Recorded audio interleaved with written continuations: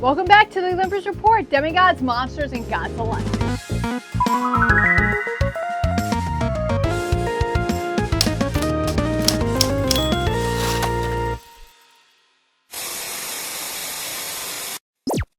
Did you die a warrior's death? Well, here's everything you need to know about Hotel Valhalla.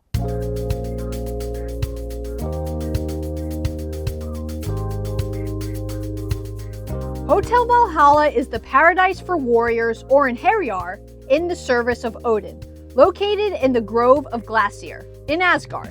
It was founded and owned by Odin, and managed by Helgi. There's also the bellhop Hunding, which helps the newly deceased get acquainted to their rooms in Hotel Valhalla. What is an einherjar, you ask? Einherjar, or einherji, are great heroes who have died with bravery on Earth during a challenge or fight where they saved others. They are soldiers in Odin's eternal army, and they train in Valhalla for Ragnarok. The bravest of them will join Odin against Loki and the giants in the battle at the end of the 9 worlds, known as Ragnarok. Einherji aren't exclusively demigods, but most of them are demigods of Norse descent. If you are to die in Hotel Valhalla, you would be revived in your room. In fact, dying is very common among the hotel guests. People can often be seen getting impaled on couches or attacked by wolves. However, if you die outside the perimeters of Hotel Valhalla, you would be gone permanently. Technically, einherji aren't allowed to leave Hotel Valhalla, and if they are granted permission, it's several hundred years after their death. However, Magnus Chase was granted special permission by Odin to travel the 9 worlds as he pleases as a gift for stopping the escape of Fenris Wolf.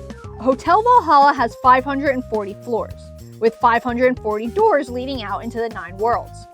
The hotel has exit points all over the 9 worlds. The one that Magnus entered through was from Midgard, specifically in Boston, as Boston is the magical center of Yggdrasil, the tree that the 9 worlds sits on. The 9 worlds tend to overlap there more than any other location in the realms. Hence, the hotel's location is one of convenience. The outside of the hotel looks like an 8-story mansion of white and gray stone. The double front doors are made from dark, heavy wood bound with iron, with a life-size wolf's head door knocker in the center of each wing. In order to prevent mortals and non-einherjar from trespassing, the hotel's front garden is completely enclosed by a 15-foot tall limestone wall with no entryway. The courtyard area behind the wall is called the Grove of Glacier. The foyer of Hotel Valhalla was compared to the world's largest hunting lodge, a space twice as big as what the exterior would indicate, with an acre of hardwood floor covered with exotic animal skins, zebras, lions, and an unknown 40-foot-long reptile. Against the right wall of the lobby, there is a hearth the size of a bedroom. Over the mantel hangs a stuffed head of a wolf. In the far corner of the room stands an overturned boat keel, which serves as Helgi's reception desk. Columns supporting the ceiling are made from tree trunks, and the ceiling itself is lined with spears and rafters. Polished shields gleam on the walls, and the entire place seems to be illuminated from every direction. In the middle of the foyer, there's an announcement board displaying the activities for the day. The lobby and the entire hotel has dark red floors to hide bloodstains. Next are the lounges. They have sofas and fireplaces all around, with various activities such as board games, pool, card games, arcade machines, and dice games. They also have Monopoly. Hunding says the lounge is a no impaling area. Next is the feast hall, known as the Feast Hall of the Slain. The hotel's dining area is the size of a concert hall, with several hundred doors circling the perimeter. Tiers of long tables curve downward in a bow-like manner, until they reach the center of the hall, where the tree Leor grows. The tree is taller than the Statue of Liberty. In the tree live immortal animals, each assigned a particular task. The long tables in the hall have golden plates and jewel-encrusted goblets. There's also a throne for Odin. Next up, floor 19. This is the floor where Magnus Chase and his friends reside. The vaulted ceiling is 20 feet tall, lined with spears for rafters. Torches burn in iron sconces on the wall, casting a warm orange light. Each room door is made of oak, bound in iron, and are set about 50 feet apart. There are no doorknobs or locks, as the rooms are personal afterlives, which can only be accessed with the Daggers room.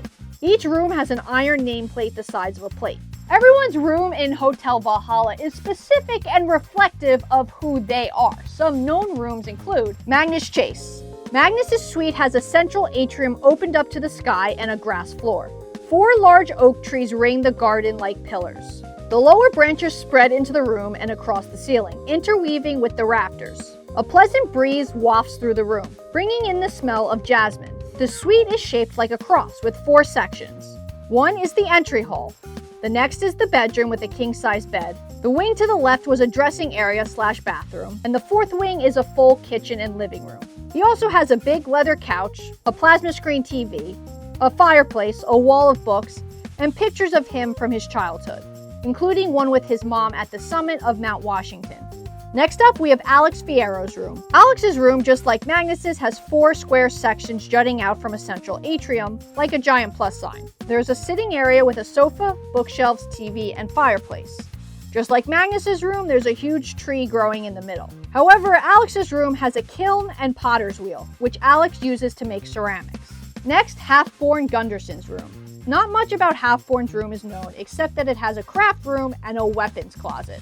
Up next, Thomas Jefferson Jr. Not much is known about TJ's room, except that Magnus has often heard first-person shooter games coming from the inside. Some other locations in Hotel Valhalla include the battlefield. The battlefield offers 3 square miles of interesting places to die, all contained within the hotel like an interior courtyard. On all 4 sides, you can see several floors of the hotel. There's even gold-railed balconies, some hung with banners, and some decorated with shields. There's hills, forests, mountains, and all different kinds of landscapes. There's even a river. Next up, we have the gift shop. The gift shop is a 5-level department store combined with a convention center trade show. The gift shop also has a supermarket, a clothing boutique with the latest Viking fashion, and an IKEA outlet.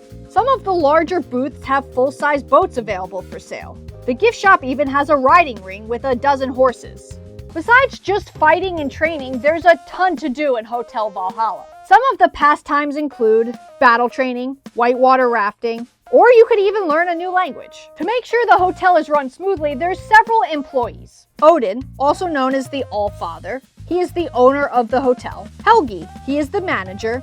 Hunding, he works as a doorman and a bellhop. The Thanes, the Lords of Valhalla, and the Valkyries, Odin's handmaidens whose primary job is to choose the slain heroes to bring to Valhalla. Some of the known floors of Hotel Valhalla in the Riordanverse are Floor 12, this is where the whitewater rafting experience is.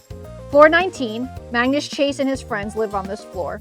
63, a residential floor. 76, a residential floor. 112, the spa floor. 401, Big Lou's floor. And 540, the hotel's top floor. And that's Hotel Valhalla in a nutshell. Did I leave out any important information? Let me know down in the comments below. But until next time, I'm signing off. And please, as always, stay safe.